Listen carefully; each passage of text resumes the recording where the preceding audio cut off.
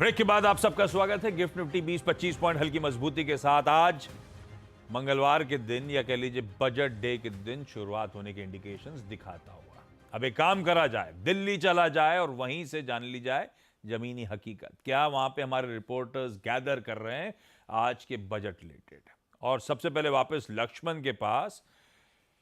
लक्ष्मण, वीरू अब तक स्टूडियो में बैठे हुए हैं क्योंकि वो भी सुनना चाहते थे कि हम इनकम टैक्स पेयर्स के लिए, नौकरी पेशा लोगों के लिए क्या अनाउंसमेंट्स आ सकते हैं, कुछ एक्सपेक्ट करें क्या हम लोग? बिल्कुल, स्टूडियो में बैठे हैं तो जाहिर तौर पे एक्सपेक्टेशन ज्यादा होगी, तो अपेक्षा भी लोगों की है क्योंकि इनकम मामला फिजल आउट हो गया है क्या? बताए जा रहे हैं कि नहीं, मैं चाहता हूं थोड़ा सा आप लोग धैर्य पे रखें, उम्मीद थोड़ा सा कम रखें, लेकिन संभावना पूरी है कि टैक्स पेयर्स को राहत मिलेगी और न्यू टैक्स रिजीम में टैक्स की दरें घटा दी जाए या फिर टैक्स स्लैब में ऐसे बदलाव किया जाए ताकि टैक्स पेयर्स को राहत मिले। स्टैंडर्ड डिडक्शन की सीमा बढ़ा दी जाए, ये भी एक विकल्प है। दूसरे तरीके से भी राहत देने की कोशिश की जाएगी। जो छोटी कंपनियां, छोटे फैक्ट्री लगा रहे हैं उनको कम कॉर्पोरेट टैक्स लगाया जाए ताकि रोजगार के ज्यादा मौके पैदा हों। पीएम स्वनिधि योजना के तहत का दायरा बढ़ा दिया है। तो ये तमाम उपाय हैं जिस पर चर्चा भी हुई है और उम्मीद भी की जा रही है। चलिए देखते हैं, कुछ ना कुछ शायद हम इनकम टैक्स पेयर्स के लिए रिलीफ मिलता हुआ नजर आए। आलोक, ये मैन्युफैक्चरिंग भी इस बार क्या पिछले कई समय से वो की थीम, की फोकल एरिया रहा है इस सरकार का। इसके तहत क्या एक्सपेक्ट कर रहे हैं आप?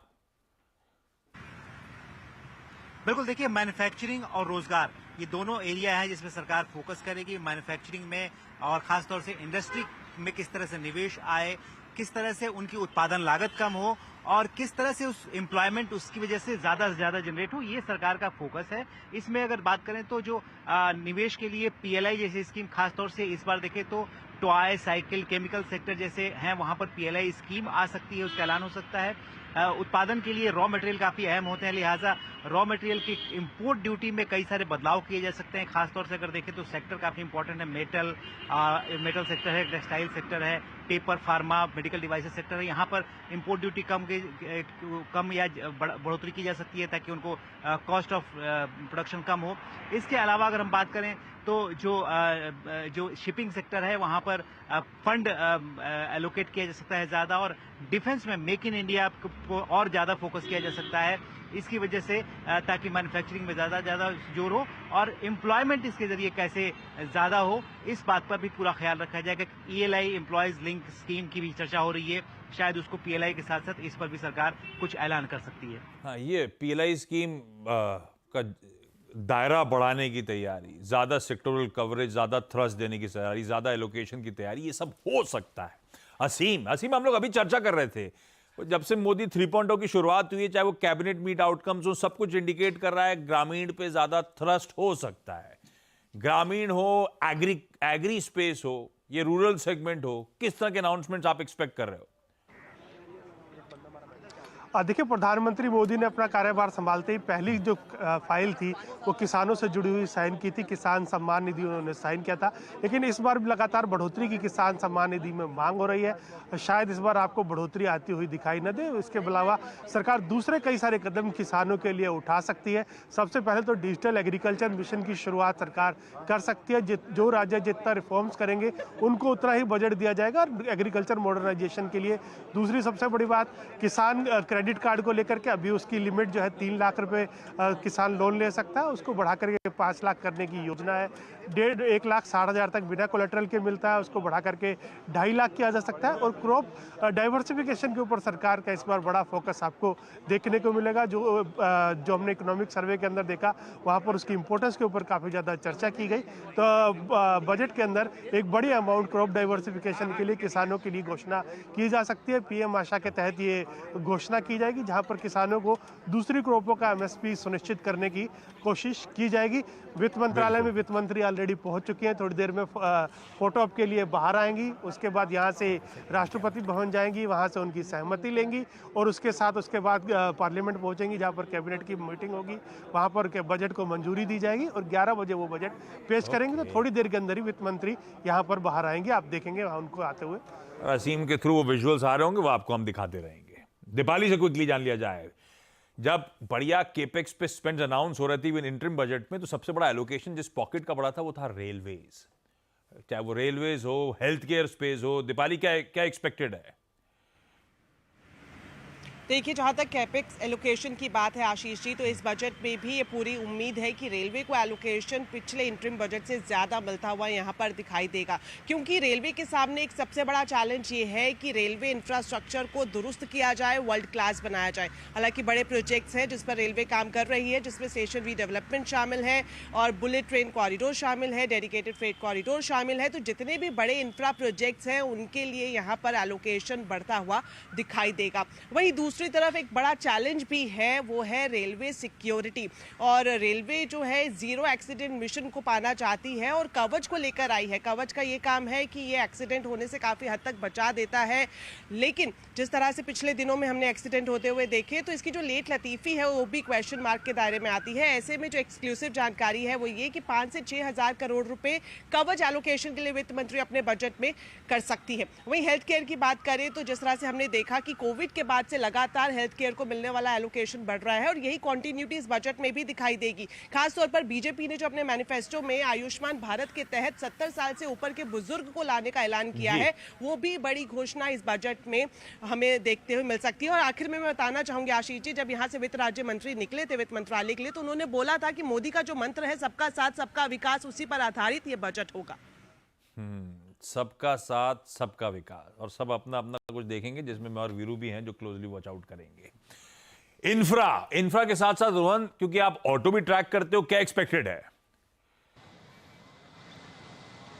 जी, इंफ्रा स्पेंडिंग इस बार आप फिर से एक बार बढ़ते हुए देखेंगे, कंटिन्यूटी दिखेगी आपको, खासतौर पे रोड ट्रांसपोर्ट और हाईवेज जो सेक्टर है उसके लिए। और उसमें जो रोड ट्रांसपोर्ट मिनिस्ट्री की अगर हम बात करें, करीब 15,000 किलोमीटर के नए टारगेट सेट हो चुके हैं। एक मॉडेस्ट इंक्रीज 10% तक आप देख सकते हैं रोड सेक्टर के लिए एलोकेशन में। और खास तौर पे जो हाईली पॉपुलेटेड शहर है वहाँ रिंग रोड की घोषणा की जा सकती है। भारतमाला, सागरमाला प्रोजेक्ट्स के नए टारगेट सेट किए जा सकते हैं। ऑटो सेक्टर में फोकस क्लीन मोबिलिटी पे बरकरार रहेगा। जो इंसेंटिव स्कीम है ईवीएस के लिए, उसके एक्सटेंशन की आप घोषणा सुन सकते हैं। लेकिन साथ ही जो बाकी जीरो एमिशन व्हीकल्स हैं, चाहे वो हाइड्रोजन हो या फिर आप एलएनजी हो या फिर जो बाकी एडवांस बैटरी है, उसके लिए भी एक पॉलिसी पुश दिखेगा आपको। अगले कुछ सालों का रोड मैप इस बजट में आपको देखने को मिलेगा। बिल्कुल ठीक है। अब चला जाए सीधे टेक्निकल पंचायत के पास, हर्षदा के पास, ये जानने के लिए सब एक्सपर्ट्स की एक एक प्रेफर्ड पिक कौन सी है। और हर्षदा, बर्थडे बॉय गावस्कर आए हुए हैं क्या? बात हुई आपकी? एकदम बीच में पूरा साल मेरा बर्थडे साथ। जाने का। नहीं, अभी तक पूरा नहीं हो रहा ना, जब तक वो आपने उसका कल्मिनेशन तो किया नहीं है, तो पता नहीं चल रहा कुछ। खैर हर्षदा, आज की पिक्स कौन सी? आज की पिक्स के लिए चलिए सीधे उन्हीं के पास चलते हैं। गावा जी, आई डोंट नो आपने कितने बजट्स कवर कर लिए हैं, आज का टॉपिक क्या रहेगा इस करंट एक्शन में? बोले बजट तो पता नहीं, लेकिन कुछ समझ में मुझे तो आता नहीं, लेकिन टेक्निकल रूप से मैं बता सकता हूँ स्टॉक्स जो पसंद है मुझे। एक्चुअली ट्रेंड होगा कल शुरू, आज ट्रेडिंग ना करे तो अच्छा है, लेकिन करना है तो यस, पावर ग्रिड मुझे पसंद है। अभी 338 के आसपास ट्रेड कर रहा है, 335 का, 3 रुपये का सिर्फ स्टॉप लगाना है, ज़्यादा नहीं। ऑन द अपसाइड अगर अप मूव मिलता है तो 345 तक जा सकता है। तो 1:2 एक रिस्क रिवॉर्ड रेशियो है। पावर ग्रिड पर ध्यान देना चाहिए ऑन द लॉन्ग साइड। 345 के लिए पावर ग्रिड। शिल्पा, आपका पिक? अर्चना जी, मैं गुजरात गैस के साथ जाऊंगी। गुजरात गैस मुझे लगता है कि अच्छे मोमेंटम में है, मंथली ब्रेकआउट्स पे भी है, तो यहाँ पे 620 के स्टॉप लॉस से फॉर टारगेट्स ऑफ 670 से 680। ओके, 670 680। पूना मंडली में आज हमारे साथ राजेश सातपुते और आशीष भैती दोनों हैं। राजेश जी, पहले आप बताइए। अर्षदा जी, देखिए आज जो टॉपिक होगा, जहाँ से शुरुआत करेंगे, वो है बजाज फिंसो। टेक्निकली इसमें एक ब्रेकआउट हुआ था परसों के दिन, 2 दिन का कंसोलिडेशन, और ये अपनी इंपॉर्टेंट क्लस्टर के ऊपर है।